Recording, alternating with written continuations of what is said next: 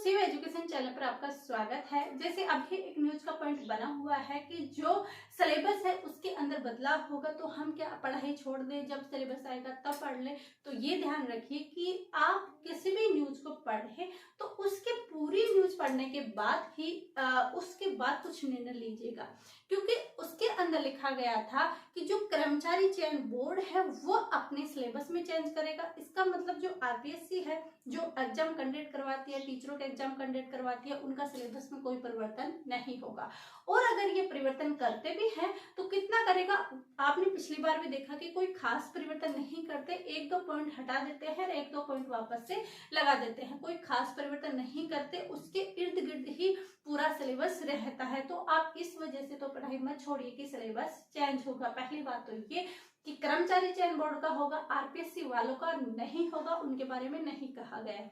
Second बात यह है कि कर्मचारी चयन बोर्ड के अंदर क्या जो पिछली विज्ञप्ति आ चुकी है उसके अंदर भी होगा? जी नहीं, साफ लिखा हुआ है कि जो पिछली विज्ञप्ति आ चुकी है उन पे नहीं लागू होगा और जो नेक्स्ट में आने वाली है उनके अंदर लागू होगा। लेकिन इसमें एक खास पॉइंट मेरे को अच्छी लगी कि ये बात कि उन्होंने मेंशन किया है कि जैसे कोई भी अगर एग्जाम देते हैं तो जैसे अभी पशु परीक्षक में दे रखा था मैथ साइंस, उसमें टॉपिक नहीं दे रखे थे, बल्कि इसके अंदर ये कहा गया है कि आपको इसके अंदर टॉपिक भी बताए जाएंगे, उनका वेटेज भी बताया जाएगा कि किसका कितना वेटेज रहने वाला है। तो ये चीजें भी वो बताने वाले हैं। तो ये एक अच्छा पॉइंट है, न कि गलत पॉइंट है।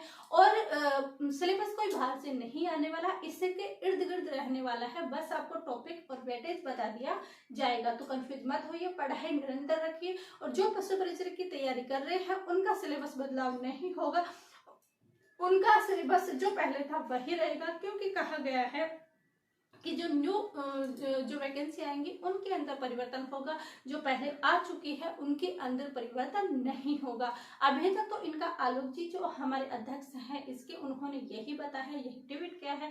इसके बाद में और क्या चेंजिंग होते हैं उसके बारे में आप मत घबराइए, हमें सिर्फ पढ़ना है। पढ़ने में अगर हम दो टॉपिक अगर एक्स्ट्रा पढ़ते हैं या कम एक्स्ट्रा पढ़ते हैं उसमें कुछ नहीं जाता हमारा। और वैसे भी हर टॉपिक हर पॉइंट एक दूसरे से बंधे हुए होते हैं, तो वो चीजें भी हमें जानकारी में रखनी होती है। तो आप अगर पशु परीक्षा की तैयारी कर रहे हैं तो इस चीज से कतई मत घबराइए कि क्या सिलेबस में बदलाव होगा। जी नहीं, जो बदलाव होना था हो गया, जो आगे वैकेंसी आएंगी उनमें होगा, अभी कोई बदलाव नहीं होगा। आई होप आपको चीजें अच्छी लगी होगी कि मैंने अपना एडवाइस बताया है, जो मुझे चीजें समझ में वो बताया है।